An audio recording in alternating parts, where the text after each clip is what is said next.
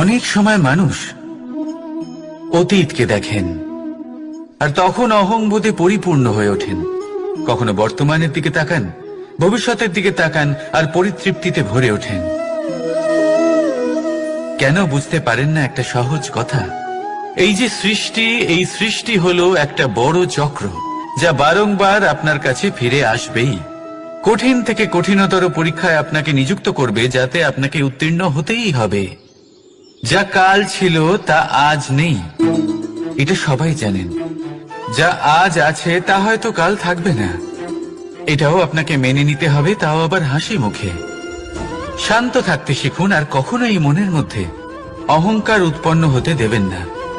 হতে শিখুন সেই হিমবাহের মতো। হয়তো এই জন্যই এত শীতল থাকে, কারণ ও জানে গতকালও জল রূপে ছিল, আজ বরফ রূপে হয়তো আছে, কিন্তু কাল পুনরায় সে জলেই পরিণত হবে। নিজেকে শান্ত রাখুন। হয়তো আজ আপনি সাফল্যের শিখরে আছেন, হয়তো বা নেই। আপনাকে প্রত্যেক দিন অবশ্যই দেখতে হবে। শুধু নিরন্তর প্রচেষ্টা করতে থাকুন, প্রত্যেক পরিস্থিতির জন্য তৈরি থাকুন আর একে ভারসাম্যে রাখতে শিখুন। আপনার কাল হোক, আজ হোক বা আগামীকাল, আপনার ভালো দিন হোক বা খারাপ দিন, সব পবিত্র হয়ে যাবে। তাহলে আসুন আর আমার সাথে ভালোবেসে বলুন, রাধা রাধা। এই সংসারে এমন কোনো পর্বত নেই যা এতটাই উঁচু যে মানুষ তার শিখরে পৌঁছতে পারবে না, তাকে অতিক্রম করতে পারবে না। এই সংসারে এমন কোনো সাগর নেই যা কিনা এতটাই গভীর যেখানে মানুষ তার তলদেশে পৌঁছে ফিরে আসতে পারবে না। একটা ছোট্ট বরফের টুকরো পর্বতের শিখরে গলে গিয়ে বইতে থাকে, আর দেখতে দেখতেই তা মহানদী গঙ্গায় পরিবর্তিত হয়। এর কারণ কি? এর কারণ হলো প্রচেষ্টা, প্রারব্ধ নয়। এই প্রচেষ্টাই সুনিশ্চিত করে যে আপনার প্রারব্ধ কি হবে। এই সমস্ত কিছু হলো প্রচেষ্টা আর প্রারব্ধের খেলা। আপনার প্রচেষ্টা যেরকম হবে, আপনার প্রারব্ধ সেরকমই হবে। আর আপনার প্রচেষ্টা যদি উচ্চ মানের হয়, তাহলে প্রারব্ধকে আপনার সামনে নত হতেই হবে। কি বলেন? তাহলে আসুন আমার সাথে ভালোবেসে বলুন, রাধা রাধা। অনেক সময় যখন আমরা কর্ম করি, সাফল্য লাভ করি, কঠিন পরীক্ষায় উত্তীর্ণ হই, বড় কাজ করি, আমাদের মনে হয় এই সংসার আমাদের একটু প্রশংসা করুক, ভালো লাগে। অনেকবার মনে হয় এটা হলো আমাদের কর্মের ফলই বটে, আমরা আনন্দ পাই। কিন্তু যখন আমরা এই প্রশংসা পাই না, তখন কি হয়? আমরা দুঃখী হয়ে যাই, ভেঙে পড়ি। মনে হয় যেন আমার জন্য কেউ চিন্তাই করে না। এমন মনে হয় যেন আমাদের আনন্দে অন্য কেউ আনন্দই পায় না। অনেক রকম ভাবনা আসে। কিন্তু আমি আপনাকে একটা প্রশ্ন করতে চাই, আপনি যে কাজই করেন না কেন, যে কর্মই করেন না কেন, তা কি শুধুমাত্র প্রশংসার জন্য করেন? যদি এরকম হয়ে থাকে, তাহলে সেই ভাবনা এক্ষুনি ত্যাগ করুন। কারণ এই প্রকৃতি আমাদের অন্য শিক্ষা দেয়।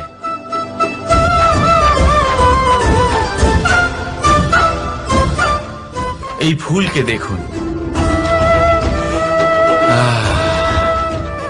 এই যে ফুলের সুবাস, যা আমার মনকে উচ্ছ্বসিত করে তোলে, মনে শক্তির সঞ্চার করে, এই সুগন্ধ। কিন্তু ভেবে দেখুন, ফুলের কিন্তু এই কাজ করার জন্য কোনো প্রশংসারই প্রয়োজন হয় না। এটাই হলো প্রকৃতির শিক্ষা। যিনি সৎ হন, সৎকর্ম করেন, তার কোনো প্রশংসার প্রয়োজন হয় না, কারণ ওনার কর্মই হলো ওনার সুবাস। মনে রাখবেন, আতর নকল ফুলে দেওয়া হয়, প্রকৃত ফুলের তার কোনো প্রয়োজন হয় না। সেইভাবেই আপনিও কর্ম করতে থাকুন শুভ চিন্তা নিয়ে। এই মনকে সব সময় শান্ত রাখুন, স্বচ্ছ রাখুন। যদি এরকম করেন, তাহলে আপনার কর্ম এমন সুবাস ছড়াবে যে আপনার জীবনে শুধু এবং শুধুমাত্র আনন্দই থাকবে। তাহলে এই আনন্দ সহকারে বলুন, রাধা রাধা। জীবন, এই জীবন আসলে কি?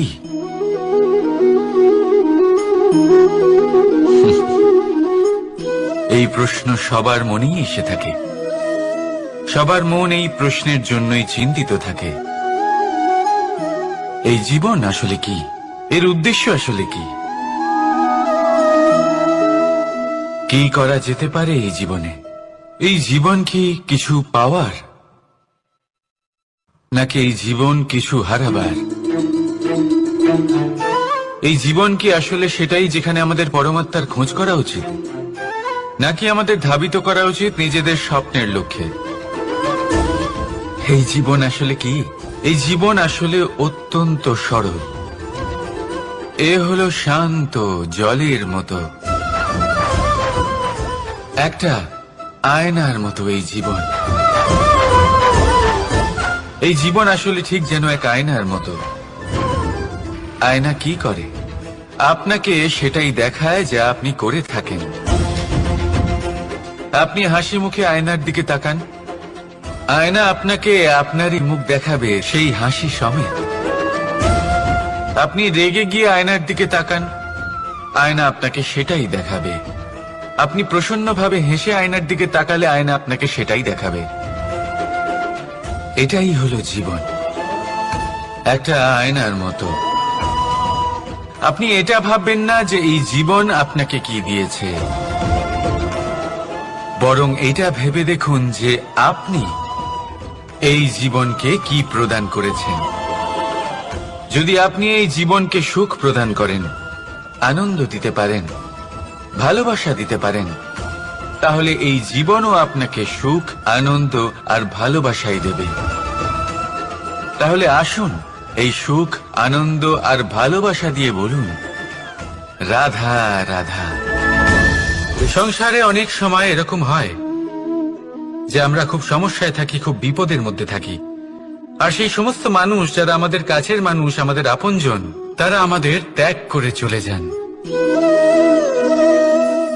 আমরা এই সময় দুঃখ পাই, নিরাশ হয়ে পড়ি এবং একা একাই সেই সমস্যাকেও কাটিয়ে উঠি। এবার পরিস্থিতি যেমন খুশি হোক না কেন, সেই সব মানুষ যারা এমন সময় আপনাকে ত্যাগ করেছেন, তাদের প্রতি ক্রুদ্ধ হওয়া, অভিমান করা, এটা অনুচিত। আমি বলবো তাদের প্রতি কৃতজ্ঞ থাকুন। আমি বলবো তাদের ধন্যবাদ জানান যে তারা এমন সময় আপনার সঙ্গ ত্যাগ করেছেন যখন আপনার তাদের সব থেকে বেশি প্রয়োজন ছিল। কারণ দেখুন, হয় তাদের বিশ্বাস ছিল যে আপনি নিজেই এই বিপদ থেকে বেরিয়ে আসতে পারবেন, বা তাদের ত্যাগ করার জন্য আপনি নিজের উৎসাহ বাড়িয়ে তুললেন, আপনি নিজের শক্তি বাড়ালেন এবং নিজে সেই সমস্যা থেকে বেরিয়ে আসলেন। নিজের খারাপ সময়কে আপনি নিজেই ভালো সময় করে তুললেন। শেষ পর্যন্ত আপনি আরো শক্তিশালী হয়ে উঠলেন, আরো শ্রেষ্ঠ হয়ে উঠলেন। আর এটাই তো আপনার বিজয়, যার কারণ হলো তাদের আপনাকে ত্যাগ করা। তাহলে তাদের ধন্যবাদ জানান আর আমার সাথে ভালোবেসে বলুন, রাধা রাধা। দোল উৎসবে এই সমগ্র সংসার রং নিয়ে খেলা করে, কিন্তু এই রঙের সারমর্ম এই সংসার কি জানে? কখনো দেখেছেন একটা চিন্তিত মুখ শুধুমাত্র রঙের স্পর্শ পেয়ে আনন্দিত হয়ে ওঠে? দোলে আমরা কি করি? পুরাতনকে ত্যাগ করি আর নতুনকে স্বাগত জানাই। শিশিরকে বিদায় জানিয়ে এক সুন্দর, এক নতুন ঋতুকে আগমন জানাই। দুশ্চিন্তা দূর করে আসার নতুন রঙে রঙিন হয়ে ওঠা, নিজেকে আনন্দিত করা, এটাই তো হলো দোল। এবার দোলের একটা ব্যাপার আছে, দুটো রঙে একসাথে রঙিন হওয়া যায় না। একটা রং উঠলে তবেই আরেকটা রং লাগা সম্ভব। আরো একটা প্রশ্নও রয়েছে, কোন রংকে তুলে দিয়ে কোন রং মাখানো যেতে পারে? যদি আপনাকে উদাহরণ দিই, লোভের এই রং, তা যতক্ষণ লেগে থাকবে আনন্দের রং লাগতে পারবে না। যা হয়েছিল দ্বারকাবাসী এবং সামন্তক মণির মধ্যে। ভ্রান্তির রং যতক্ষণ লেগে থাকবে সত্যের রং লাগতে পারবে না, যা হয়েছে রুক্মিণীর সাথে। আর হিংসার এই রং যতক্ষণ লেগে থাকবে প্রেমের রং ততক্ষণ লাগতেই পারবে না, যা হয় আপনার আমার সবার সাথে। তাহলে আসুন একসাথে মিলে দোল পালন করি এবং সবকিছুর উপরে বিজয় লাভ করি। অন্ধকারের স্থানে আলোর, ভ্রান্তির স্থানে সত্যের, হিংসার স্থানে প্রেমের, আর লোভের স্থানে আনন্দের এই সুন্দর রং মাখাই। শত্রুতা, ঘৃণা, হিংসা এই সব কিছু ত্যাগ করি আর সকলের সখা হয়ে উঠি, আর ভালোবেসে বলি শুভ দোল। হ্যাঁ, ওটা তো আমরা অবশ্যই বলবো, রাধা রাধা। আমাদের মনে সবসময় একটা প্রশ্ন এসেই থাকে, এই জীবন যা কিনা ঈশ্বর আমাদের দিয়েছেন, একটা জীবন। ঈশ্বর এক আত্মা দিয়েছেন পৃথিবীতে বাঁচার জন্য। যতদূর আমরা জানি আমাদের কাছে একটাই জীবন রয়েছে। আমরা ভাবি এই জীবন গুছিয়ে কিভাবে রাখা যায়। প্রত্যেক মানুষ ভাবেন যে আমি কি করি যাতে এই জীবনকে গুছিয়ে রাখা যায়, কিরকম কর্ম করব, কিরকম পুণ্য করব, কি ধরনের শাস্ত্র পড়ব যাতে আমি সেই জ্ঞান অর্জন করি যাতে জীবনটা সুন্দর করে তুলতে পারি। আমাদের সমগ্র জীবন কেটে যায় এই প্রশ্নের উত্তর খুঁজতে, সেই শাস্ত্র অধ্যয়ন করতে। এমন অনেক মানুষ তাও বুঝতে পারেন না। আসুন আজ আমি আপনাকে একটা সহজ কথা বলি, যার দ্বারা আপনি নিজের জীবন সুন্দর করবেন। জীবন, জিহ্বা, এদের দুজনেরই হলো একটাই রাশি। জিহ্বা অর্থাৎ আপনার কথা, এই কথাকে সংযত রাখুন, একে সুন্দর করে তুলুন, মধুর কথা বলুন, যতটা সম্ভব একে নিয়ন্ত্রণে রাখুন। আপনার জীবন সুন্দর হয়ে উঠবে। কারণ এই শব্দ হয় অত্যন্ত শক্তিশালী। এটা হলো এমন এক বন্ধন যা আপনার সামনের মানুষকে আপনার ব্যক্তিত্বের সাথে জুড়ে দিতে পারে। তাই এই শব্দ সংযত রাখুন, একে সুন্দর করে তুলুন। আপনার জীবন আপনা থেকেই সুন্দর হয়ে উঠবে। আর আসুন এই মধুর সুন্দর অনুভূতি দিয়ে বলুন, রাধা রাধা। এই জীবন আসলে কি? এ হলো জন্ম থেকে মৃত্যু পর্যন্ত এই সময়। কিছু মানুষ এটা বলে থাকেন যে এই যে নিঃশ্বাস নিচ্ছি, এই হলো জীবন। আর প্রত্যেক ব্যক্তি, প্রত্যেক প্রাণী, তাদের নিঃশ্বাস নির্ধারিত থাকে, নির্দিষ্ট হয়ে থাকে। তাকে সেই নির্ধারিত নিঃশ্বাস নিতেই হয়, তারপর তিনি মৃত্যু লাভ করেন। কিন্তু এটা কি সত্যি? সত্যি কি মনুষ্য জীবন এই নিঃশ্বাসের উপর নির্ধারিত থাকে? এই নিঃশ্বাসের গণনাই কি মনুষ্য জীবনের অস্তিত্ব? কখনোই নয়। মনুষ্য জীবন শুধু কিছু নিঃশ্বাস নয় যা একদিন থেমে যাবে। মনুষ্য জীবন হলো সেই নিঃশ্বাসের মধ্যেকার সেই সময় যা দেখে অন্য কারোর নিঃশ্বাস স্তব্ধ হয়ে যেতে পারে। সেই মুহূর্ত যেখানে মানুষ আপনার মধ্যে সেই প্রেম দেখতে পারে, আপনার সাহস দেখতে পারে, আপনার শক্তি দেখতে পারে, আপনার চেষ্টা দেখতে পারে, আপনার পরিশ্রম দেখতে পারে, অন্যায় আর দুর্নীতির বিরুদ্ধে আপনার যুদ্ধ দেখতে পারে। জীবনে গুরুত্বপূর্ণ সেই মুহূর্ত, সেই সময় যেটা আপনি বেঁচে আছেন। সেই সময়ে আপনি এই সংসারের অন্য ব্যক্তিদের জীবন বাঁচার একটা দিশা দেখাতে পারেন, একটা প্রেরণা যোগাতে পারেন, শক্তি দিতে পারেন, আশা দিতে পারেন। তাই জীবনে এটাই করুন, এমন একটা জীবন যাপন করুন যা অন্যের জন্য আদর্শ হয়ে থাকে। এটাই করুন আর আমার সাথে ভালোবেসে বলুন, রাধা রাধা। আমরা সবাই নিজেকে স্বচ্ছ রাখতে চাই, শুদ্ধ রাখতে চাই, পবিত্র রাখতে চাই। আর দেখতে গেলে এটা হলো আমাদের কর্তব্যও বটে। এবার এটার জন্য আমরা কি না করি। যখনই আমরা সকালে উঠি তখন উঠেই আমরা দাঁত মাজি।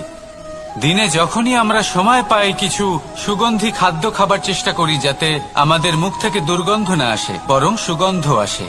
এই পা দুটো আমরা শুদ্ধ রাখার জন্য, পবিত্র রাখার জন্য যখনই আমরা বাড়ির বাইরে যাই পাদুকা পায়ে দিয়ে যাই, আর যখন ফিরে আসি আমরা জল দিয়ে পা ধুয়ে নিই। মনে রাখবেন, সেই ব্যক্তির মুখ হলো সব থেকে বেশি পবিত্র যে মুখ দিয়ে ঈশ্বরের নাম নেওয়া হয়, যার বাণী হলো অত্যন্ত শুভ, যা মানুষের পথ প্রদর্শন করে, যা মানুষকে শান্তি দেয়। যদি এই হৃদয়কে আপনি পবিত্র করতে চান, তাহলে মানবতাকে বুঝতে হবে, মানুষের দুঃখগুলিকে বুঝতে হবে, তবেই এই হৃদয় পবিত্র হবে। এই পা দুটো যদি আপনি পবিত্র করতে চান, তাহলে কোনো তীর্থস্থানে যান। ওখানে হয়তো আপনি জানেনও না যে কতজন সৎপুরুষ, কতজন মহাপুরুষ এসেছেন। তাদের চরণের ধুলো সেখানে পড়েছে, যা আপনার চরণ শুদ্ধ করে তুলতে পারে। যদি এই হাতগুলি আপনি পবিত্র করতে চান, তাহলে এই হাত দিয়ে শুভ কর্ম করুন, দান করতে শিখুন। আর যদি এই আত্মা আপনি পবিত্র করতে চান, একটাই বিকল্প আছে, প্রেম, শুদ্ধ নিঃস্বার্থ প্রেম। এই প্রেম বিতরণ করতে থাকুন, আপনি শুদ্ধ থাকবেন, পবিত্র থাকবেন। আসুন আমার সাথে ভালোবেসে বলুন, রাধা রাধা। কখনো এটা ভেবে দেখেছেন, কোনো বিশেষ স্থানে বা বিশেষ পরিস্থিতিতে সবথেকে বেশি গুরুত্বপূর্ণ কি হতে পারে? যদি শরীরের কথা বলি, তাহলে সবথেকে বেশি গুরুত্বপূর্ণ হলো মস্তিষ্ক আর মন। যদি ব্যবসার কথা বলি, তাহলে সবথেকে গুরুত্বপূর্ণ হলো ধন। রাজ্যের বিষয়ে কথা বললে সবথেকে গুরুত্বপূর্ণ হলো রাজা। আর সমাজের কথা যদি বলি, তাহলে সবথেকে গুরুত্বপূর্ণ হলো আমাদের গুরু। এবার এই সব গুরুত্বপূর্ণ এই কারণেই, কারণ এদের হাতেই সব থাকে। দেখুন, হয় এরা আমাদের উত্থানের পথে নিয়ে যেতে পারে, অথবা আমাদের পতনের দিকে নিয়ে যেতে পারে। এবার যদি কোনো অসামান্য রাজা হন, যিনি কিনা সত্যবাদী, যিনি একজন ভালো রাজা, তাহলে তিনি সেই দেশকে, সেই রাজ্যকে বিকাশের পথে নিয়ে যাবেন, আর নয়তো অন্ধকারের পথে নিয়ে যাবেন। যদি এবার গুরুর কথা বলা হয়, তাহলে জেনে রাখুন, গুরু যদি শ্রেষ্ঠ হন, তাহলে সংস্কৃতির সর্বশ্রেষ্ঠ স্তরে উনি এই সমাজকে নিয়ে যাবেন। যদি গুরু পাখণ্ডী হন, লোভী হন, লালসাগ্রস্ত হন, তাহলে এই সমাজেও এই পাখণ্ডতা, এই লোভ, এই লালসাই প্রকাশিত হবে। ঠিক এইভাবেই জীবনে, মানুষের জীবনে প্রেমেরও এক গুরুত্বপূর্ণ স্থান রয়েছে। যদি মানুষের মনে প্রেম থাকে, তাহলে ধরে নিন সে জীবিত রয়েছে, আর যদি না থাকে, তাহলে সে মৃতই প্রায়। যদি রাধা কৃষ্ণের বিষয়ে কথা বলি, বলবো কৃষ্ণের জীবনে যদি রাধা থাকে, তাহলেই কৃষ্ণ হলো কৃষ্ণ। আর যদি রাধা না থাকে, তাহলে কৃষ্ণ হলো যে কোনো পশুরই সমান। আসলে পশু থেকে মানুষ হওয়ার এই যে যাত্রা, এর আধার হলো প্রেম। এই প্রেমকে মনে জাগ্রত করে রাখুন, আর আমার সাথে ভালোবেসে বলুন, রাধা রাধা। প্রেম, এই প্রেম আসলে কি? বেশিরভাগ মানুষই বুঝতে পারেন না, কিন্তু এটাতে তাদের কোনো দোষ নেই, কারণ তাদের কাছে প্রয়োজনীয় জ্ঞানই নেই। এবার প্রেমের বিষয়ে আজ আমি একটা ছোট্ট কথা বলতে চাই। আপনি দেখবেন, কিছু মানুষ যখন কাউকে ভালোবাসেন, তখন তাদের মনে হয় সেই ব্যক্তির ওপর ওনার অধিকার রয়েছে। এবার সেই অধিকারের বোধে ফেঁসে গিয়ে নিজেই ক্রুদ্ধ হয়ে বসেন, যে ও আমার কথা মনে করল না, ওর স্মৃতিতে আমার কোনো স্থান নেই, ও আমার সাথে কথাই বলতে ভুলে গেছে, ইত্যাদি ইত্যাদি অনেক কারণ হতে পারে। আমি আপনাকে একটা প্রশ্ন করি, এই যে স্মৃতিগুলি, এটাই কি ভালোবাসা? কখনোই নয়। প্রেম তো হলো সেই আবেগ, সেই বোধ, যা এক সুগন্ধিত ফুলের মতো আপনার জীবনকে, আপনার মনকে আনন্দিত করবে, প্রসন্নতার দ্বারা ভরিয়ে তুলবে। প্রেম হলো সেই বোধ। তাই যদি আপনি প্রেমকে বুঝতে চান, তাহলে প্রেমের ভাবনাকে বোঝার চেষ্টা করুন। প্রেমকে যদি যাপন করতে চান, তাহলে আবেগের দ্বারা যাপন করুন, স্মৃতির দ্বারা নয়। স্মৃতির কি আছে? আজ আছে, পরবর্তীকালে নাও থাকতে পারে। সময়ের সাথে এই স্মৃতি ফিকে হয়ে যেতে পারে, কিন্তু এই আবেগ, তা চিরকাল মনের মাঝে থেকে যায়। তাই আসুন আর আমার সাথে ভালোবেসে বলুন, রাধা রাধা। রাজ্য, শাসন, সাম্রাজ্য, সংস্থাপনা, এগুলিকে সফল কখন বলা যেতে পারে? কোন কোন বুদ্ধিজীবী বলেন তখন, যখন চারিদিকে শান্তি থাকে, কারোর মনে কোনো প্রশ্ন থাকবে না, শঙ্কা থাকবে না, কিন্তু আমার মনে হয় এটা অনুচিত। কোন রাজ্যের পক্ষে বা কোন শাসনকালে সব থেকে বড় সংকট তখন আসে যখন সব থেকে বেশি যোগ্য ব্যক্তি বা সব থেকে বেশি বিদ্বান ব্যক্তিও শুধু মুখদর্শক হয়ে বসে থাকেন। মনে প্রশ্ন আসতে থাকে কিন্তু জিজ্ঞেস করেন না, শঙ্কা উৎপন্ন হয় কিন্তু ব্যক্ত করতে পারেন না। এটা খুবই অনুচিত। এই যে প্রশ্ন, তা আসা খুব ভালো।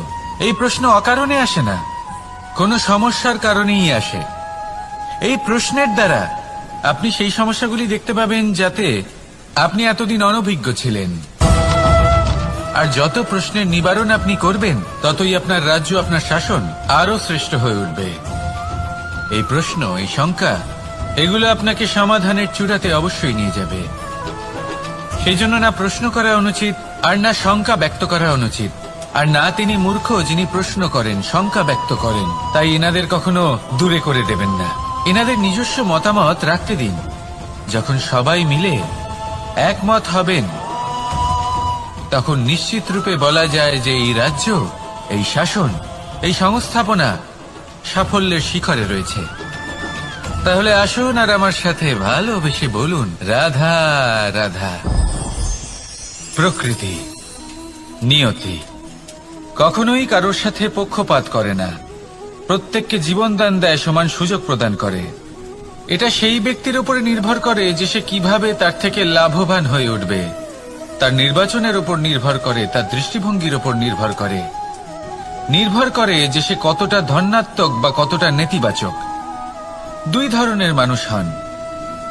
এমন কিছু মানুষ হন যারা প্রত্যেক পরিস্থিতি, প্রত্যেক সমস্যা এবং বিপদে সুযোগ খুঁজে বের করেন। আর কিছু এমন মানুষ রয়েছেন যারা যে কোনো সুযোগে কোথাও না কোথাও থেকে একটা সমস্যা খুঁজে বের করেন। এবার আপনি কি চান? আপনি সুযোগ চান, তাহলে সুযোগ পাবেন। আপনি সমস্যা পেতে চান, সমস্যা তো আপনি চাইলেই খুঁজে পাবেন। চয়ন আপনারই, যে আপনি কতটা ধনাত্মক থাকতে চান, কতটা নেতিবাচক থাকতে চান। ধনাত্মক থাকুন, জীবনে সব কিছু সম্ভব হবে। আসুন আর আমার সাথে ভালোবেসে বলুন, রাধা রাধা। যখনই আমরা কথা বলি জলরাশির বিষয়ে, যখন আমরা তুলনা করি, তখন আমাদের খুব ভালো লাগে মিষ্টি সরোবর, পুকুর, নদী। আর আমরা অপেক্ষা করে থাকি সাগরের জন্য, সমুদ্রের জন্য। কেন করি?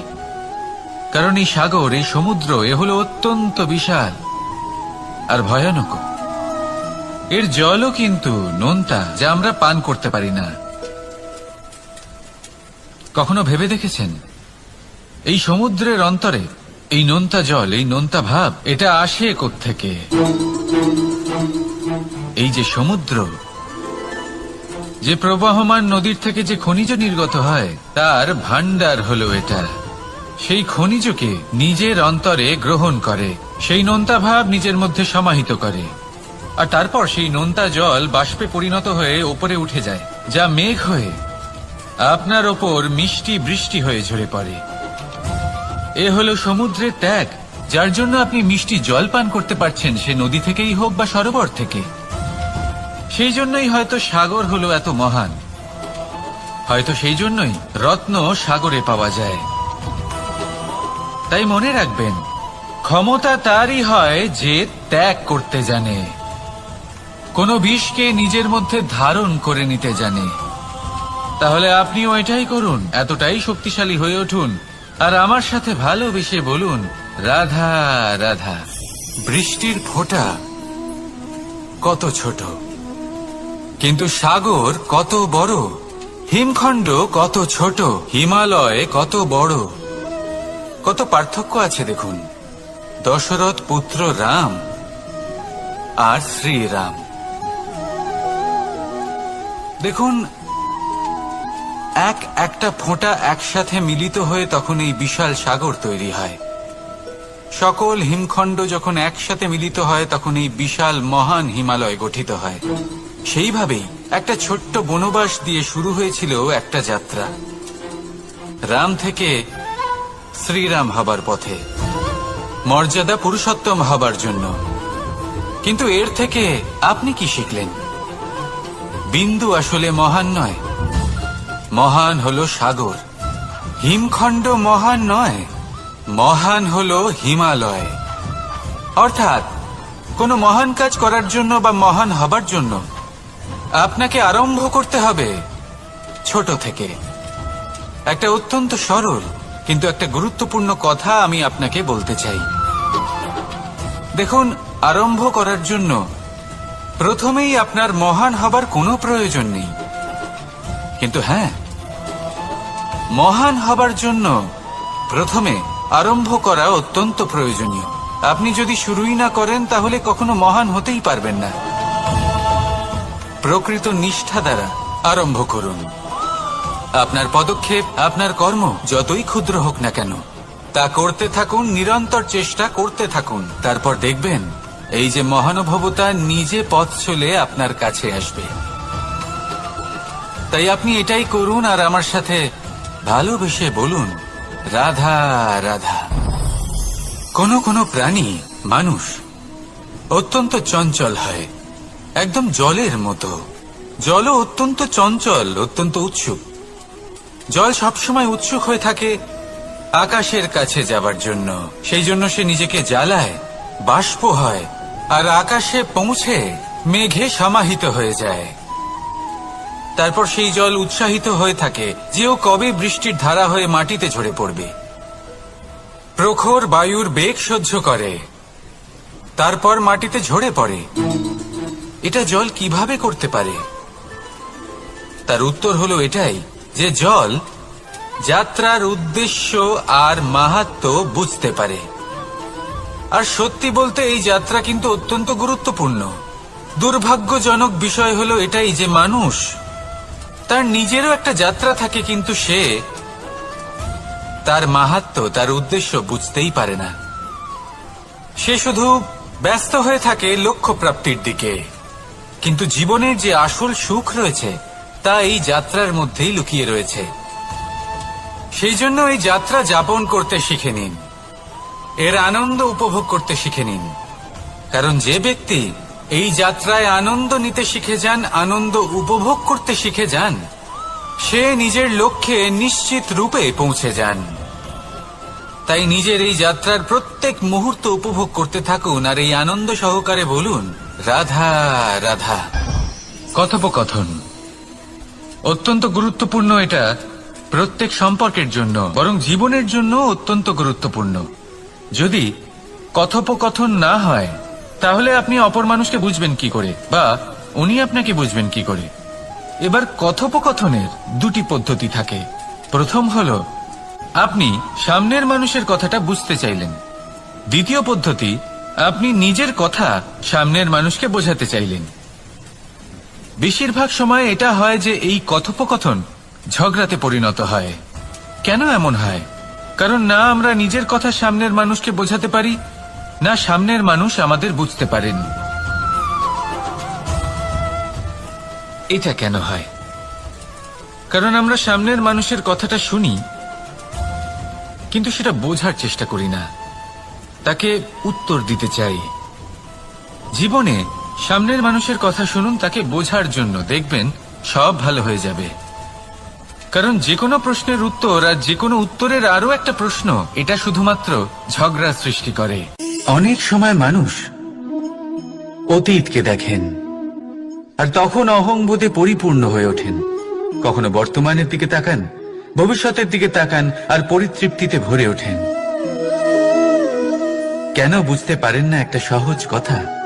এই যে সৃষ্টি, এই সৃষ্টি হলো একটা বড় চক্র যা বারংবার আপনার কাছে ফিরে আসবেই। কঠিন থেকে কঠিনতর পরীক্ষায় আপনাকে নিযুক্ত করবে, যাতে আপনাকে উত্তীর্ণ হতেই হবে। যা কাল ছিল তা আজ নেই, এটা সবাই জানেন। যা আজ আছে তা হয়তো কাল থাকবে না, এটাও আপনাকে মেনে নিতে হবে, তাও আবার হাসি মুখে। শান্ত থাকতে শিখুন আর কখনোই মনের মধ্যে অহংকার উৎপন্ন হতে দেবেন না।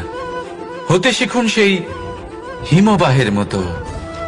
হয়তো এই জন্যই এত শীতল থাকে, কারণ ও জানে গতকালও জল রূপে ছিল, আজ বরফ রূপে হয়তো আছে, কিন্তু কাল পুনরায় সে জলেই পরিণত হবে। নিজেকে শান্ত রাখুন। হয়তো আজ আপনি সাফল্যের শিখরে আছেন, হয়তো বা নেই। আপনাকে প্রত্যেক দিন অবশ্যই দেখতে হবে। শুধু নিরন্তর প্রচেষ্টা করতে থাকুন, প্রত্যেক পরিস্থিতির জন্য তৈরি থাকুন, আর একে ভারসাম্যে রাখতে শিখুন। আপনার কাল হোক, আজ হোক বা আগামীকাল, আপনার ভালো দিন হোক বা খারাপ দিন, সব পবিত্র হয়ে যাবে। তাহলে আসুন আর আমার সাথে ভালোবেসে বলুন, রাধা রাধা। এই সংসারে এমন কোনো পর্বত নেই যা এতটাই উঁচু যে মানুষ তার শিখরে পৌঁছতে পারবে না, তাকে অতিক্রম করতে পারবে না। এই সংসারে এমন কোনো সাগর নেই যা কিনা এতটাই গভীর যেখানে মানুষ তার তলদেশে পৌঁছে ফিরে আসতে পারবে না। একটা ছোট্ট বরফের টুকরো পর্বতের শিখরে গলে গিয়ে বইতে থাকে, আর দেখতে দেখতেই তা মহানদী গঙ্গায় পরিবর্তিত হয়। এর কারণ কি? এর কারণ হলো প্রচেষ্টা, প্রারব্ধ নয়। এই প্রচেষ্টাই সুনিশ্চিত করে যে আপনার প্রারব্ধ কি হবে। এই সমস্ত কিছু হলো প্রচেষ্টা আর প্রারব্ধের খেলা। আপনার প্রচেষ্টা যেরকম হবে, আপনার প্রারব্ধ সেরকমই হবে। আর আপনার প্রচেষ্টা যদি উচ্চ মানের হয়, তাহলে প্রারব্ধকে আপনার সামনে নত হতেই হবে।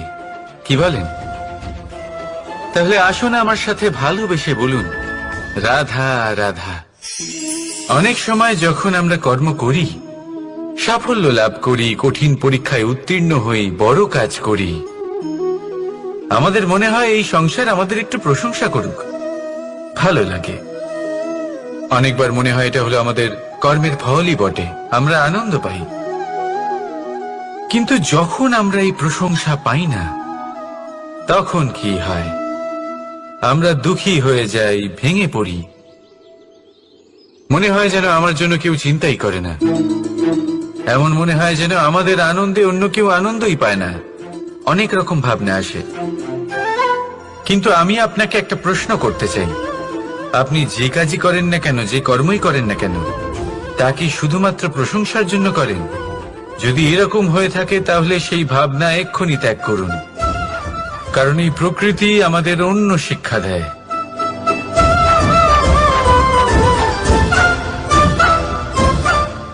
এই ফুলকে দেখুন,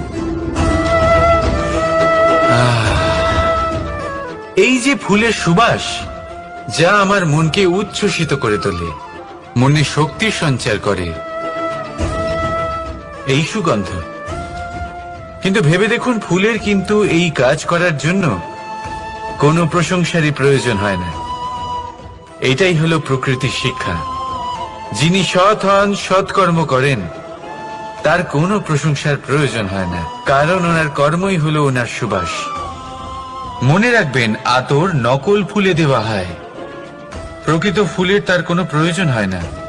সেইভাবেই আপনিও কর্ম করতে থাকুন শুভ চিন্তা নিয়ে। এই মনকে সব সময় শান্ত রাখুন, স্বচ্ছ রাখুন। যদি এরকম করেন, তাহলে আপনার কর্ম এমন সুবাস ছড়াবে যে আপনার জীবনে শুধু এবং শুধুমাত্র আনন্দই থাকবে। তাহলে এই আনন্দ সহকারে বলুন, রাধা রাধা। জীবন, এই জীবন আসলে কি?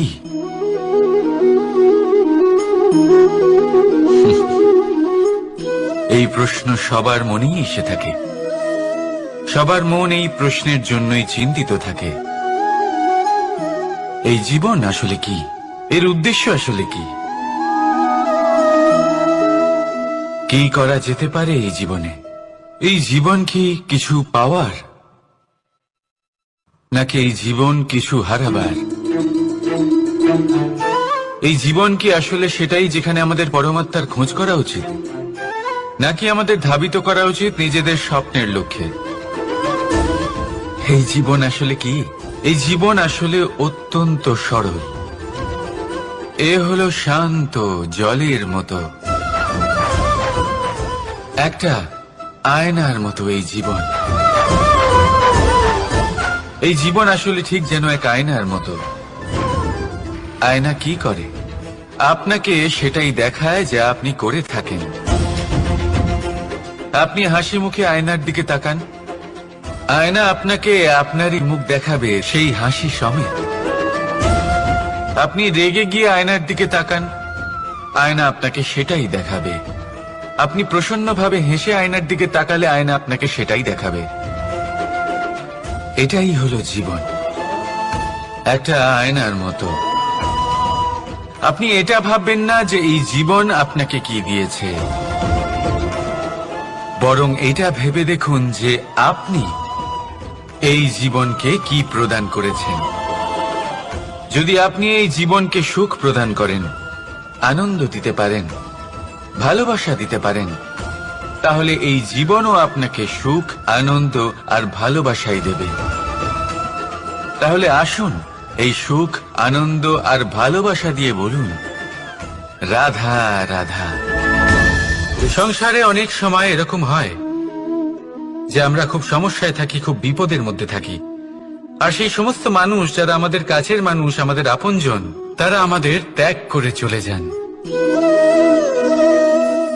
আমরা এই সময় দুঃখ পাই, নিরাশ হয়ে পড়ি এবং একা একাই সেই সমস্যাকেও কাটিয়ে উঠি।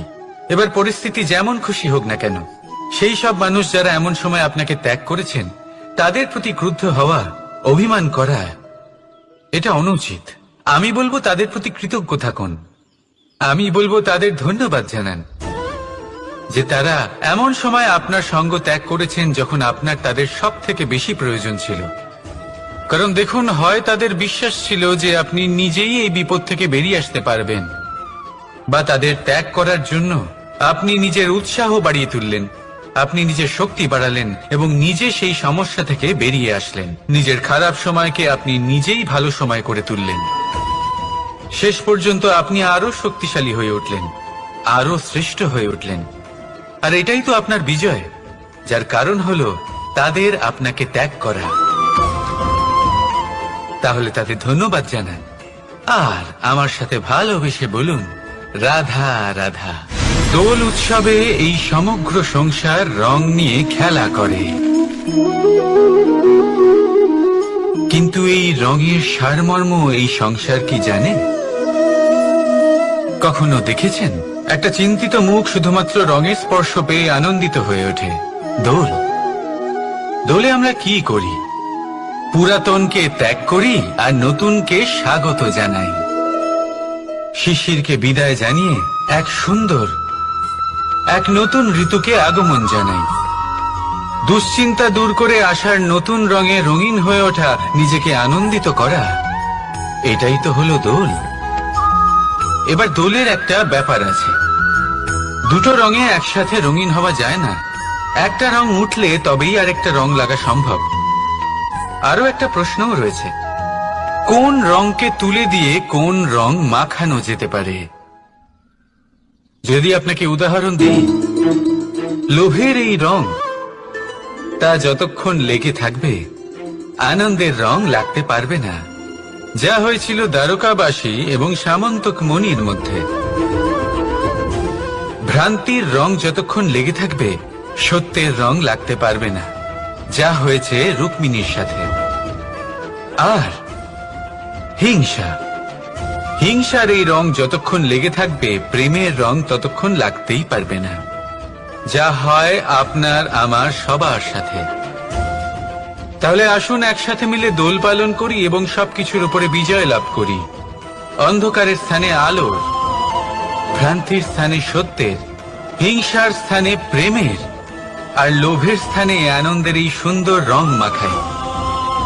শত্রুতা, ঘৃণা, হিংসা, এই সব কিছু ত্যাগ করি আর সকলের সখা হয়ে উঠি। আর ভালোবেসে বলি, শুভ দোল। হ্যাঁ, ওটা তো আমরা অবশ্যই বলবো, রাধা রাধা। আমাদের শুভ মানসিকতা, শুভ বিচারে, শুভ কর্মে মানুষ সন্দেহ করেন, প্রশ্ন করেন,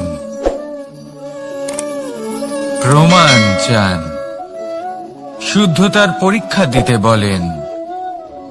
আর তখন নিশ্চিত রূপে কষ্ট হয়। আমরা ভাবি এটাই হলো জীবন। এত শুভ ভাবনা ভেবেও, শুভ কর্ম করেও মানুষ আমাদেরই সন্দেহ করেন, দুঃখ অবশ্যই হয়, কিন্তু দুঃখী হবার কোনো প্রয়োজন নেই। কেন নেই? কারণ যদি কেউ আপনাকে সন্দেহ করে, করতে দিন। সংসারে কি হয় তা দেখুন। এই সংসারে সোনার শুদ্ধতাকেই পরখ করা হয়, কয়লার কটুতাকে নয়। আপনি হলেন স্বর্ণ, তাই আপনার শুদ্ধতা অবশ্যই পরখ করা হবে, সেটা তো হবেই হবে। আপনি নিজেকে দুঃখী করবেন না। আপনার কর্ম শুধু একটাই, স্বর্ণর মতো উজ্জ্বল থাকা।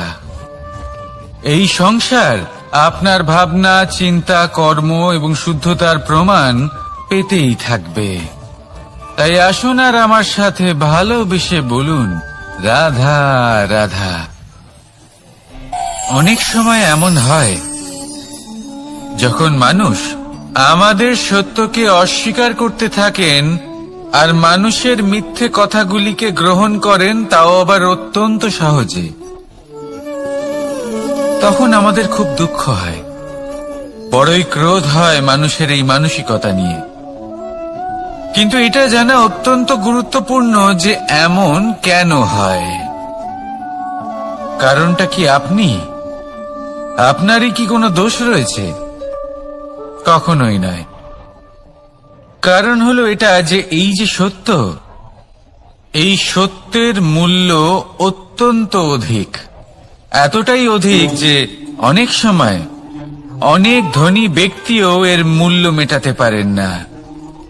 সেখানেই যদি মিথ্যের কথা বলি, তাহলে এর মূল্য অত্যন্ত কম। অত্যন্ত সহজেই মিথ্যে সবার মধ্যে বিক্রি হয়। সত্যি বলতে এটা ভাবা আপনার কর্ম নয় যে লোকে কেন আপনাকে বুঝতেই পারেন না, আপনার সত্য কেন বুঝতে পারেন না।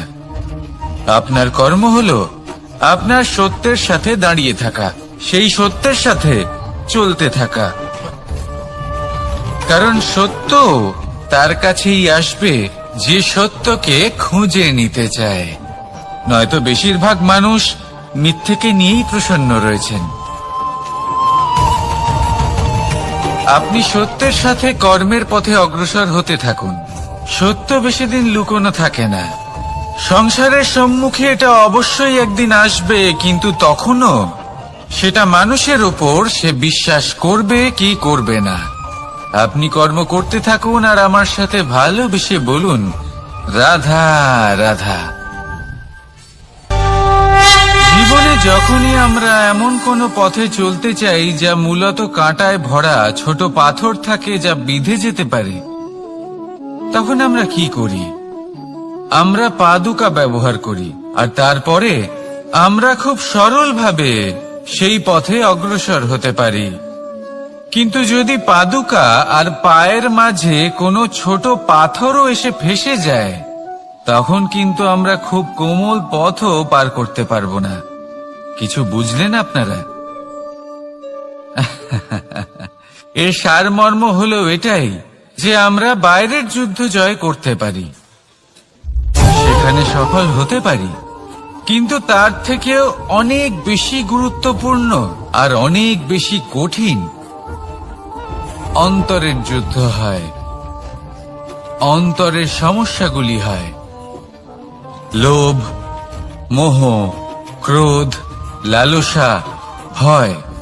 যদি এইগুলি আপনার মধ্যে থাকে, তাহলে আপনি সংসারের যে কোনো স্তরে পৌঁছতে পারেন, অনেক বড় বড় যুদ্ধ জয় করতে পারেন, কিন্তু আপনি সন্তুষ্টি পাবেন না। তাই সর্বপ্রথম নিজেকে শুধরে নিন, তারপরে এই সংসারকে জয় করুন। তবে তার আগে আমার সাথে ভালোবেসে বলুন, রাধা রাধা। কখনো কখনো আমরা কোনো কাজ আরম্ভ করার বিষয়ে ভাবি, তারপর আরো ভাবি, তারপর আরো ভাবি, আর ভাবতেই থাকি। দেখুন, এটা কোনো অন্যায় নয় যে আমরা কোনো কাজ আরম্ভ করার পূর্বে তার বিষয়ে ভাবনা চিন্তা করছি, সেটা বোঝার চেষ্টা করছি, ঠিক আছে। কিন্তু সম্পূর্ণ সময় এই চিন্তায় ব্যর্থ করা উচিত নয়। যদি আপনি বেশি সময় লাগিয়ে ফেলেন, তাহলে সময় আপনার ওপর অবশ্যই রুষ্ট হবে। আর কেনই বা হবে না? আপনি সময় নষ্ট করছেন, আর সেটা উচিত নয়। দেখুন, নিশ্চিতভাবে ভাবনা চিন্তা করুন, বিবেচনা করুন, পূর্ণরূপে করুন, কিন্তু এটাও মনে রাখবেন যে উচিত সময়ের মধ্যে আপনাকে কর্ম আরম্ভ করতেই হবে। যদি ভাবতেই থাকেন তাহলে কর্ম আরম্ভ করতে পারবেন না। আর এই সময় অত্যন্ত বলশালী। যদি একে সম্মান করেন তাহলে তা আপনার সাথে থাকবে, আর যদি না করেন তাহলে থাকবে না। আসুন সময়কে সম্মান করুন আর আমার সাথে ভালোবেসে বলুন, রাধা রাধা। আপনি কখনো ভেবে দেখেছেন কি সেই জিনিস যা আপনাকে সামনে এগোতে বাধা দিচ্ছে? ধরুন আপনি কোনো পথ দিয়ে যাচ্ছেন, পা মুচকে গেলে তা আপনাকে সামনে এগোতে বাধা দেয়। সেইভাবেই জীবনে ক্ষুদ্র চিন্তা আপনাকে সামনে এগোতে বাধা দেয়। দেখুন, যদি কোনো চাক থাকে যার মধ্যে ফাটল রয়েছে, তা আপনাকে ভালো মাটির পাত্র বানাতে দেবে না। ঠিক সেইভাবেই কাউকে ঈর্ষা করলে তা আপনাকে মহান হতে দেবে না। আমি উচ্চস্তরীয় আরো নিচুতে রয়েছে, এই ভাবনা কখনোই আপনাকে উচ্চ স্তরে পৌঁছতে দেবে না। মন থেকে সকল বিকার, ঈর্ষা, মোহ, লোভ, লালসা এই সব ত্যাগ করুন।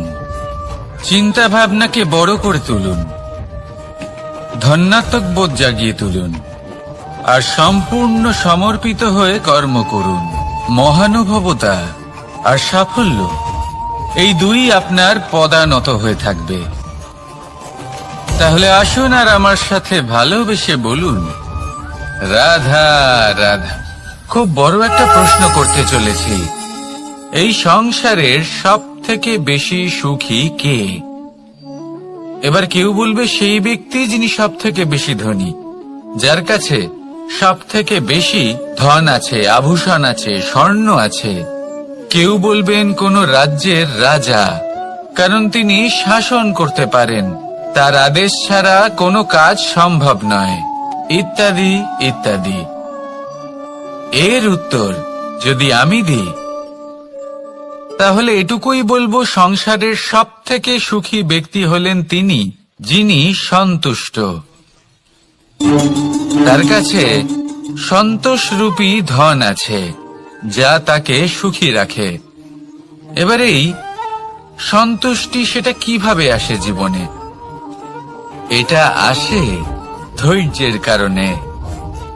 ধৈর্যের এই অনুভূতি অত্যন্ত শক্তিশালী। এই ধৈর্যই কিন্তু আমাদের ধরিত্রীকে ধরিত্রী মাতা করে তোলে, কারণ ধরিত্রী মাতা ধারণ করেন, সহ্য করেন, ধৈর্য ধরেন এবং নিজের কর্ম করতে থাকেন। সেটা ধৈর্যই ছিল মাতা সীতার মধ্যে, যা রাবণের অন্ত করে দিল।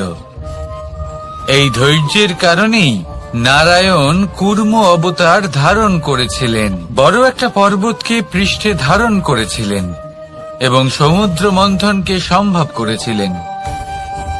সেই জন্য সর্বপ্রথম মনের মধ্যে ধৈর্যকে নিয়ে আসুন। এই ধৈর্যই আপনাকে সন্তুষ্টির পথে নিয়ে যাবে, আর এই সন্তুষ্টি আপনাকে লোভ, মোহ এবং লালসার পথ থেকে দূরে নিয়ে সুখের পথে নিয়ে যাবে। আর তখন এই মন প্রসন্ন হয়ে বলবে, রাধা রাধা। এই সংসারে এমন কখনোই হবে না যে আপনি কিছু একটা করলেন কিন্তু তার মূল্য আপনাকে দিতেই হলো না। যে কোনো কাজের জন্য, যে কোনো কর্মের জন্য আপনাকে মূল্য দিতেই হবে। প্রকৃতিও আমাদের এটাই শেখায়। আকাশে দেখুন সূর্যকে, প্রত্যেকদিন আমাদের প্রকাশ প্রদান করেন। এনাকে সূর্য নারায়ণ বলা হয়। ইনি কি মূল্য প্রদান করেন? নিজে জ্বলতে থাকেন। ধরিত্রী মাতা, এই ভূমি, ইনি কি মূল্য প্রদান করেন? প্রহার সহ্য করেন। আমরা এই ধরিত্রীতে প্রহার করে মাটি খুঁড়ে তাতে বীজ বপন করি, তবেই আমরা অন্ন লাভ করি, তবেই ফসল পাই। জীবনে যদি আপনাকে সফল হতে হয়, সম্মান পেতে হয়, যশ পেতে হয়, তাহলে আপনাকে মূল্য দিতেই হবে। যদি আপনি সাফল্য লাভ করতে চান, তাহলে দিন রাত আপনাকে ত্যাগ করতে হবে, যেখানে সমগ্র সংসার সন্তোষ অনুভব করছে আর আপনাকে করতে হচ্ছে পরিশ্রম। যদি আপনি সম্মান প্রাপ্ত করতে চান, তাহলে আপনাকে সেই সুখ ত্যাগ করতে হবে যা সবার কাছে রয়েছে। যদি আপনি যশ লাভ করতে চান, তাহলে নিজের অন্তরকে মেরে ফেলা আপনাকে শিখতে হবে, তবেই আপনি যশ লাভ করবেন। জীবনে শুধুমাত্র ধন মূল্যবান নয়, কিন্তু এই যে মূল্যের কথা আমি বলছি, সেটা যদি আপনি দিতে পারেন, তাহলে নিশ্চিত রূপে এটা আপনাকে আরো মূল্যবান করে তুলবে, নিশ্চিত রূপে গড়ে তুলবে। তাহলে এটাই করুন আর আমার সাথে ভালোবেসে বলুন, রাধা রাধা। असतो मा सद्गमय, तमसो मा ज्योतिर्गमय, मृत्युर्मा মৃতঙ্গময়। জ্ঞান সেটাই যা অসত্য থেকে সত্যের পথে চালিত করে। প্রকাশ সেটাই যা অন্ধকার থেকে আলোর পথে নিয়ে আসে। জীবন সেটাই যা মৃত্যু থেকে অমরত্বের পথে নিয়ে যায়। এবার এই তিনটে, জ্ঞান, জীবন এবং প্রকাশ, একই রকম। শূন্য থেকে এর উৎপত্তি হয় এবং আস্তে আস্তে আপনার জীবনে বিস্তার লাভ করে। এবার আমরা এটাই ভাবি যে কেমন করে এই তিনটিকে আগলে রাখা যায়।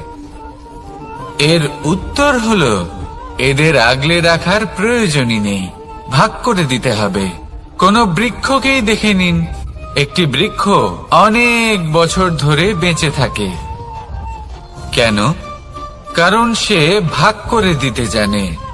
সে নিজের বীজ ছড়িয়ে দেয়, এই ধরিত্রীতে দেয়, সেই বীজ যা অঙ্কুরিত হয়ে এক নতুন বৃক্ষকে জন্ম দেয়।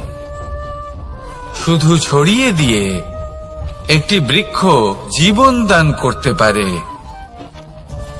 যদি কোনো ব্যক্তি জ্ঞান ছড়াতে শিখে যান, যদি প্রকাশ, আলোর কিরণ ছড়িয়ে দিতে শিখে যায়, কোনো ব্যক্তি তার জীবনের সুখ ছড়িয়ে দিতে শিখে যান, তাহলে তিনি মৃত্যুর পরও মৃত হন না।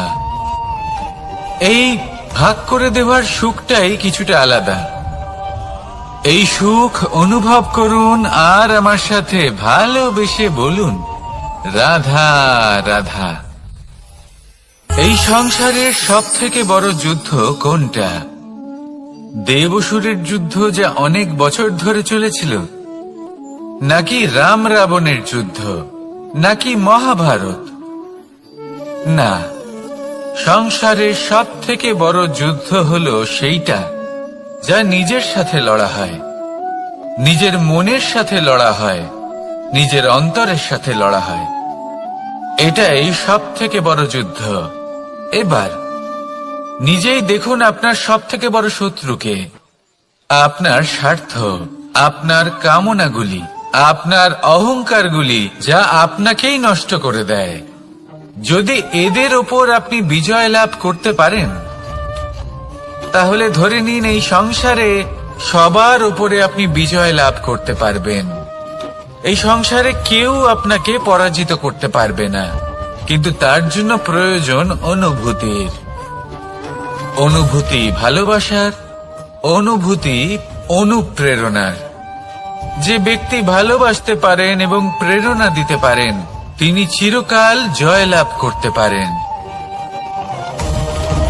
নিজের কাছে ভালোবাসার এক অস্ত্র রাখুন আর প্রেরণার এক ঢাল। জীবনে কেউ আপনাকে পরাজিত করতে পারবে না। আসুন আর আমার সাথে ভালোবেসে বলুন, রাধা রাধা। মানুষ চিরকাল বড় মানুষ হয়ে উঠতে চায়, সবসময় সেই নিয়ে কল্পনা করে। কিন্তু প্রশ্ন হলো এটাই যে মানুষ বড় কখন হতে পারে? যখন সে ধনী হয়ে ওঠে, নাকি যখন তার কাছে সম্মান থাকে, নাকি যখন রূপবান হয় বা অধিক শক্তিশালী হয়? মানুষ বড় মানুষ তখনই হতে পারে যখন বিপদের সময় সে অন্য কোনো মানুষের পাশে এসে দাঁড়ায়। তাই সর্বপ্রথম এইটা শিখুন। হয়তো এই জন্যই হনুমান শ্রীরামের কাছে এতটা বড়, আর হয়তো এই জন্যই বলরাম দাদা আমার কাছে এত বড়। যদি আপনিও জীবনে বড় হয়ে উঠতে চান, তাহলে কারোর সাথে তার দুঃখের সময়, তার সংকটের সময় তাকে সঙ্গ দিন আর পাশে এসে দাঁড়ান। এই মন প্রসন্ন হয়ে বলবে, রাধা রাধা। জীবনে সবথেকে বেশি গুরুত্বপূর্ণ বস্তু কি? বাড়ি, বাহন, সোনা, ধন? যদি আমি সত্যি বলি, তাহলে জীবনে সবথেকে বেশি গুরুত্বপূর্ণ বস্তু কোনো বস্তুই নয়। যদি কিছু গুরুত্বপূর্ণ থাকে, তাহলে তা হলো অনুভূতি, করুণা, মিত্রতা, মাতৃত্ব, বাৎসল্য, আর সবথেকে বেশি গুরুত্বপূর্ণ ভালোবাসা। নিজেদের এই জীবনে যদি আপনি শুধুমাত্র বস্তুর খেলাতে মেতে থাকেন, তাহলে জীবনে আনন্দ কখনোই থাকবে না। নিজের এই জীবনকে অনুভূতির পীঠস্থান বানিয়ে তুলুন। এই মন প্রসন্ন হয়ে বলবে, রাধা রাধা। যখনই কোনো ঘূর্ণিঝড় আসে, কোনো প্রলয়ে আসে, তখন দেখবেন তা কত বৃহৎ প্রভাব ফেলে, কত বড় বিনাশ ঘটায়, বিধ্বংস সৃষ্টি করে। যখন বন্যা আসে, তখন কত গভীর প্রভাব ফেলে, কত সর্বনাশ ঘটায়। নদীর পাড়ও ভেঙে বয়ে নিয়ে যায়। সেখানে কোনো গাছকে দেখুন, শান্তভাবে দাঁড়িয়ে থাকে, চুপ করে, আর নিজের কাজ করে, ছায়া প্রদান করে, ফল প্রদান করে, কোনো শব্দ না করেই নীরবে কর্ম করে। যদি নদীর কথা বলি, নদী যখন বয়ে চলে, খেতে জল প্রদান করে, বনস্পতিদের প্রাণ প্রদান করে, আমাদের পানীয় জল দেয়। এত মহান কাজ করে কোনো শব্দ না করে, নীরবতার সাথে। এ হলো এক শিক্ষা যে এই সংসারে যারাই মহান কর্ম করেন, তারাই নীরব থেকে সেই কর্ম করতে থাকেন। কারণ ওনারা জানেন যে গুরুত্বপূর্ণ প্রচার নয়, বরং কর্ম। আর যারা রুদ্রের সাথে থাকেন, কোলাহল করেন, তারা শুধুমাত্র ধ্বংসই করেন।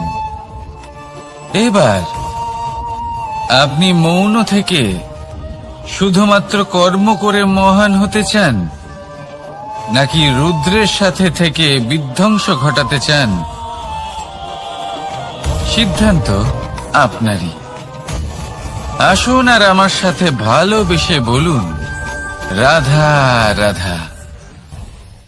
আপনি জীবনে কি হবেন, সেটা আপনার পরিশ্রম, আপনার নিরন্তর প্রয়াস আর আপনার নির্বাচিত দিশার উপর নির্ভর করে না। এটা নির্ভর করে আপনার সঙ্গতির উপরেও। এই সঙ্গতি যা হলো অত্যন্ত গুরুত্বপূর্ণ।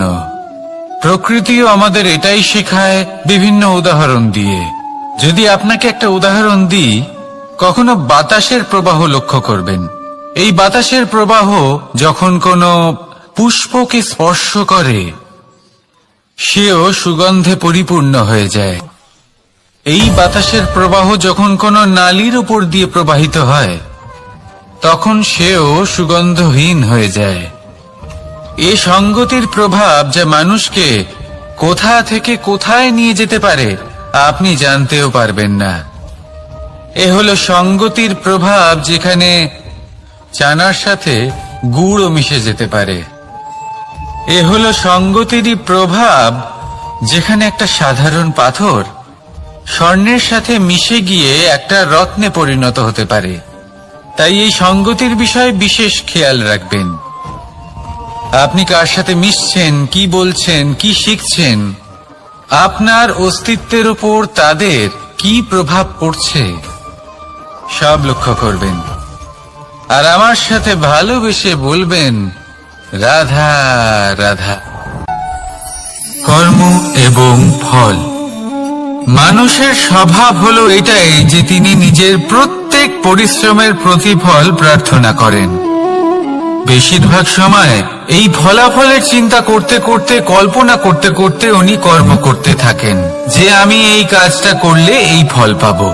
সেই সব কল্পনা করতে থাকেন যা না তার হাতে আছে, না আছে অধিকার, আর না আছে নিয়ন্ত্রণ।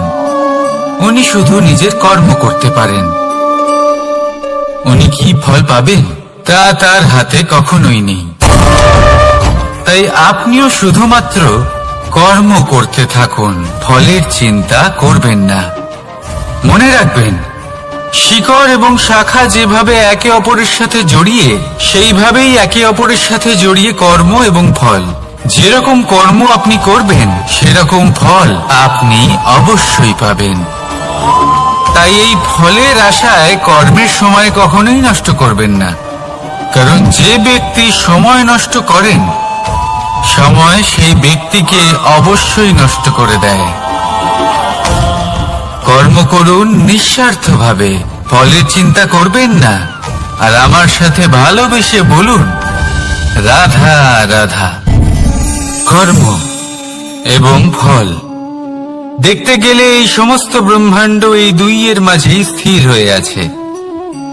মানুষজন কর্ম করেন ভালো ফল লাভের আশায়, আর ভালো ফল লাভের আশায় উনি এটাই ভুলে যান যে উনি যে কর্ম করছেন তা কি করছেন। আমি বলেছিলাম কর্ম করুন ফলের চিন্তা না করে, কিন্তু কি কর্ম করছেন সেই বিষয়ে ভাবাটাও অত্যন্ত আবশ্যক। নয়তো অনেক সময় আমরা এমন কর্ম করে ফেলি যা না চাইতেও বিষে পরিণত হয়, যা হয়েছে দুঃশাসনের সাথে, দুর্যোধনের সাথে, গুরু দ্রোণের সাথে।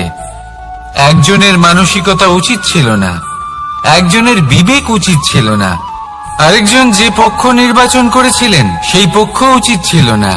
আর যা কিছু ওনাদের সাথে হলো, আপনার, আমার, আমাদের সকলের সাথে তা হতে পারে।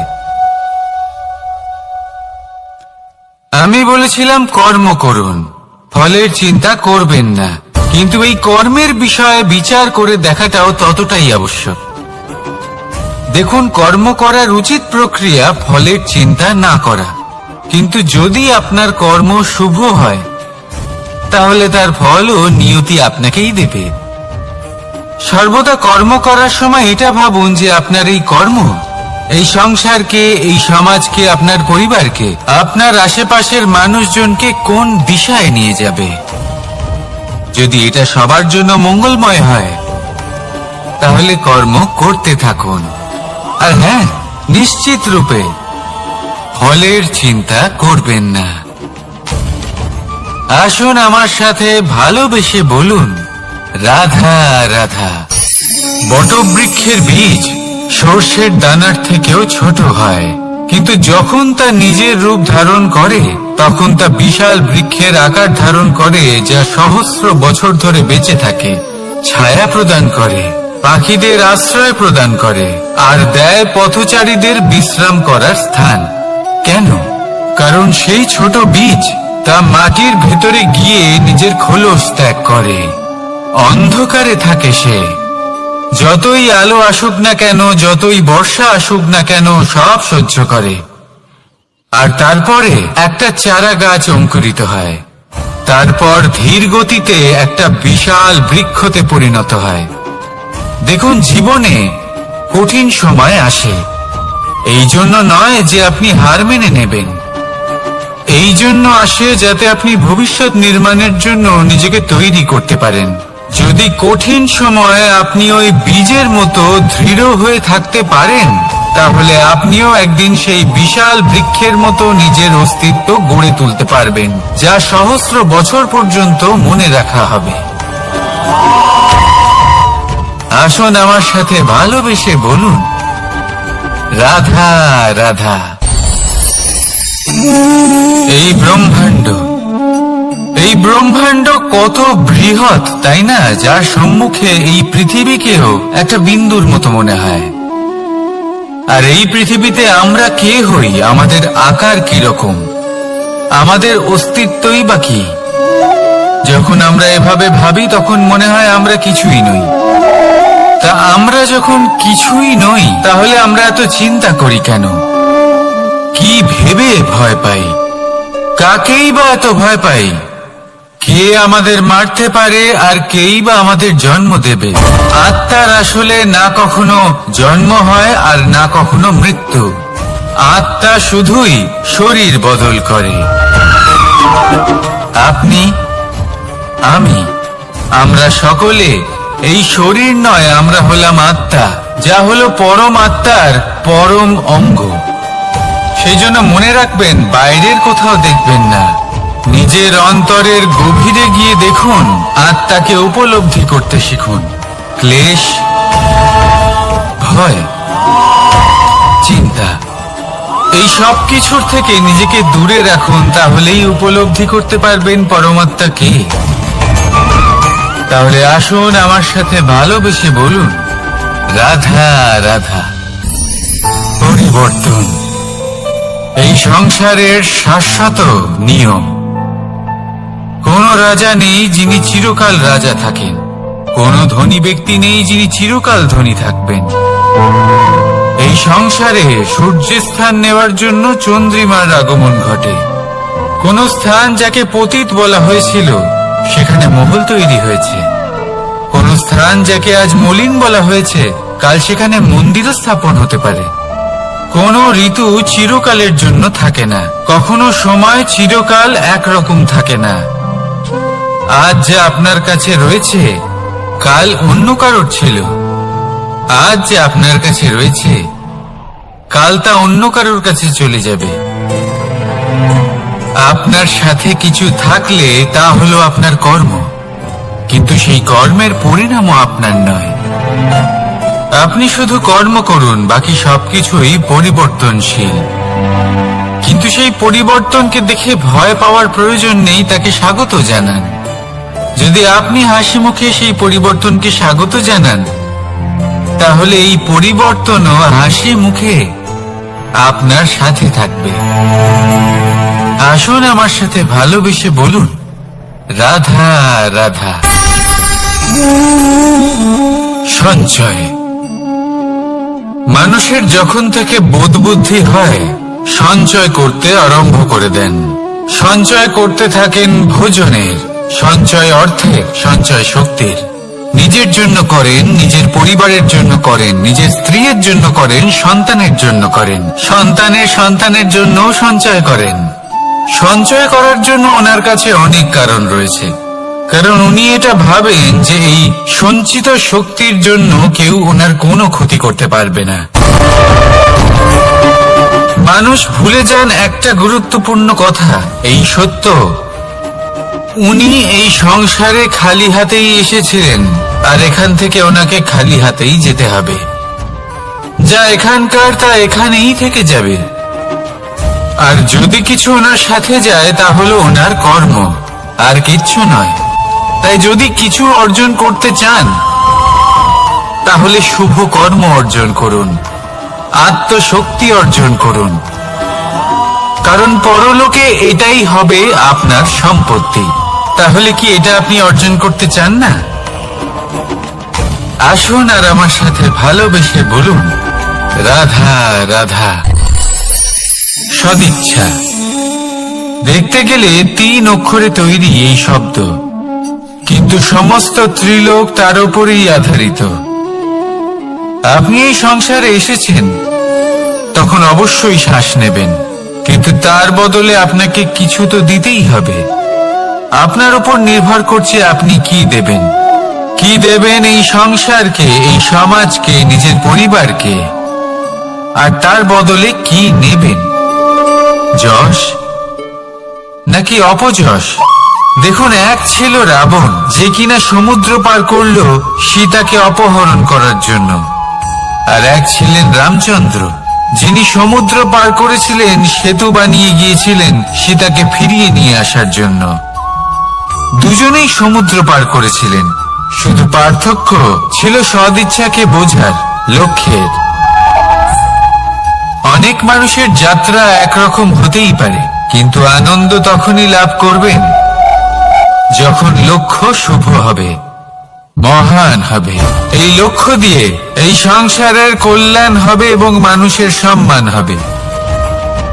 যদি আপনার সংকল্প উচিত হয় তাহলে আপনার লক্ষ্য উচিতই হবে, নয়তো শুধুমাত্র বিনাশ হবে।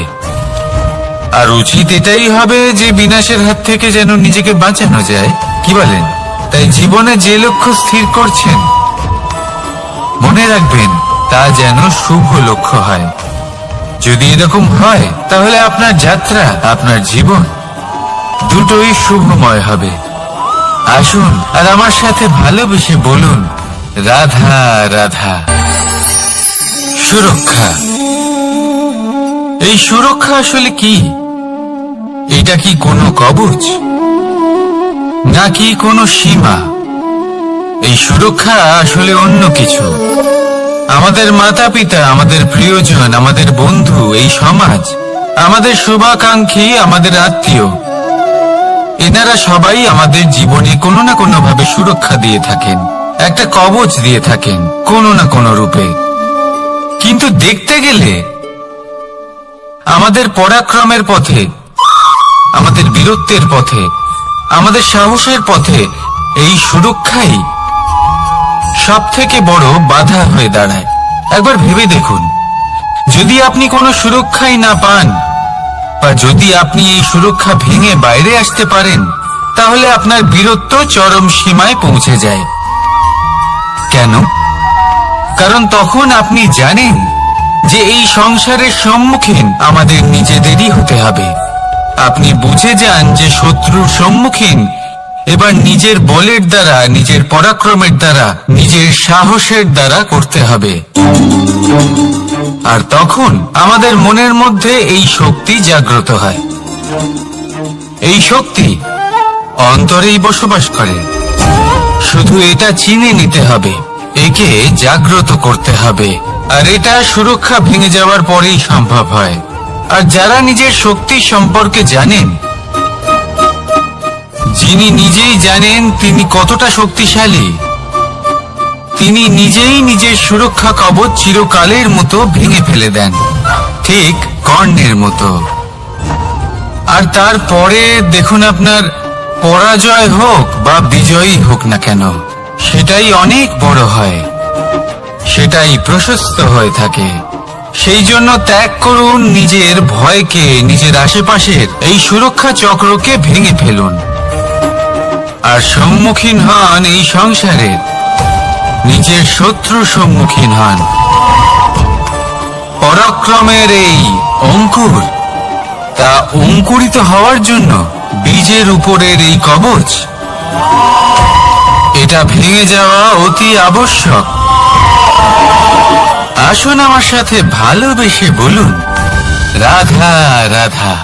যখন আমরা হাঁটতে থাকি আর আমাদের পায়ে কাঁটা বিঁধে যায়, তখন মুখ দিয়ে আহ বেরিয়ে আসে, কান্না চলে আসে, আর অনেক সময় অভিশাপও বেরিয়ে আসে। কিন্তু আমরা কি কখনো এটা এইভাবে দেখেছি, এইভাবে ভেবেছি যে আমরা যে পথে চলেছি সেই পথে কাঁটা বিঁধেছে, নাকি আমরা সেই পথ নির্বাচন করেছি যাতে শুধুই কাঁটা রয়েছে?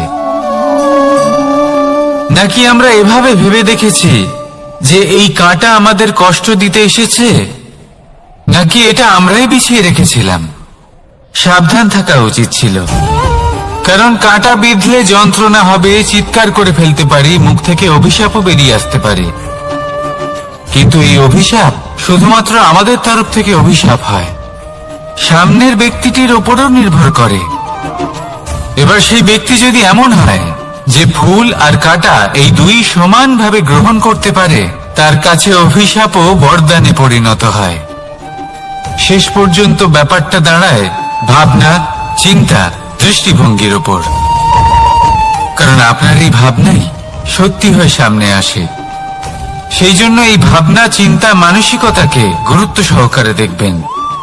এই বিবেচনা নিয়ে বিবেচনা করতে শিখুন। আমার কথার অর্থ হলো যে জীবনে যখন এরকম কিছু একটা ঘটবে তখন ভেবে দেখুন যে এরকম কেন হলো। আপনি কি এমন কোনো কর্ম করেছিলেন যার কর্মফল এটা? এমন কোনো কাজ যা অনুচিত ছিল, অসত্য ছিল, যা অভদ্রতার কারণ ছিল? ভেবে দেখা প্রয়োজন। দেখুন, ইচ্ছে হলো আপনার যে আপনি কি করতে চান, ভাবনা আপনার, সত্য আপনার, জীবন আপনার, সিদ্ধান্ত আপনার। আসুন আর আমার সাথে ভালোবেসে বলুন, রাধা রাধা। সময়, এই সময় আসলে কি? এই সময় একটা সরল রেখা তো কখনোই নয়। সময় হলো একটা চক্র, যেখানে এর আদি সেখানেই হলো এর অন্ত, আর যেখানে তা শেষ হয় সেখান থেকেই তার শুরু হয়। এই সময় একটা অত্যন্ত বিচিত্র চিন্তা, বিচিত্র ভাবনা, একটা বিচিত্র বস্তু যা কেউ বুঝতে পারেন না। এই সময়ের লীলা, এর কোনো প্রমাণ নেই, কোনো জ্ঞান নেই, কোনো পরিমাপ নেই। শুধু এটুকু আমরা জানতে পারি, যেখানে শেষ হবে সেখান থেকে একটা নতুন সূচনাও হবে। যা আজ আপনার কাছে আছে কাল অন্য কারোর কাছে যাবে, তারপরে তার কাছ থেকেও অন্য কারোর কাছে যাবে, তারপরে তার থেকেও ছিনিয়ে নেওয়া হবে। এই নিয়তির একজনের কাছ থেকে অন্যজনের কাছে আদান প্রদানের এই সময় হলো আপনার সময়। এই সময়ের সদ্ব্যবহার করুন, এই সময়কে বাঁচুন। আপনাকে শুধু এটাই সুনিশ্চিত করতে হবে যে আপনি কোন পক্ষে আছেন। আর সত্যি বলতে কি, আপনার জীবনের পরিণাম নির্ভর করে আপনার নির্বাচনের ওপর। আপনি কোন পক্ষ নির্বাচন করছেন? তাহলে মনে রাখবেন, জীবনে সেই পক্ষই নির্বাচন করবেন যা চয়ন করার পরে আপনি সুখ অনুভব করবেন, আপনি সন্তোষ লাভ করবেন, প্রসন্নতা লাভ করবেন। আর আমি এটাই সুনিশ্চিত করব যে এই পক্ষ যেন শান্তির পক্ষ হয়, এই পক্ষই যেন প্রেমের পক্ষ হয়। তাহলে চিন্তা করবেন না, আর আসুন আমার সাথে ভালোবেসে বলুন, রাধা রাধা। দৃষ্টি আর দৃষ্টিভঙ্গি, এই সমগ্র লীলা হলো এই দুইয়ের। বিচিত্র হতে পারে, কিন্তু এটাই সত্যি। এবার আপনাকে একটা উদাহরণ দিয়ে বোঝাই। অনেক সময় আপনি কোনো ব্যক্তিকে এটা বলতে শুনবেন যে আমি আমার নিজের উপরে গর্ব করি, আমি নিজেকে নিয়ে গর্ব করি, আমি খুব ভালোভাবে আমার মা বাবার সেবা করি, ওনাদের আমি সবসময় সুখী রাখি, ওনাদের আমি একটা বাড়ি দিয়েছি, সকল সুখ সুবিধা দিয়েছি, ওনাদের জীবনে প্রত্যেক জিনিস দিয়েছি আর দেব যা তাদের প্রয়োজন। এবার আমাকে বলুন যে আপনি কে হন? আপনি হলেন সেই বীজ যা আপনার মাতা পিতা রোপণ করেছেন। আপনার মা বাবাই আপনাকে এই সংসারে জন্ম দিয়েছেন। এবার এইসব কথার কি তাৎপর্য? এই হলো সেই ব্যক্তির দৃষ্টিভঙ্গি। এবার দেখা যাক এই প্রকৃতি আমাদের কি শেখায়। কখনো কোনো গাছকে দেখবেন, যখন সেই গাছে ফল আসে, সে মালিকে এটা বলে না যে দেখো আমি তোমাকে ফল খেতে দিচ্ছি। সেই বৃক্ষ এটা বলে না যে দেখো আমি তোমায় আহার করতে দিচ্ছি, কারণ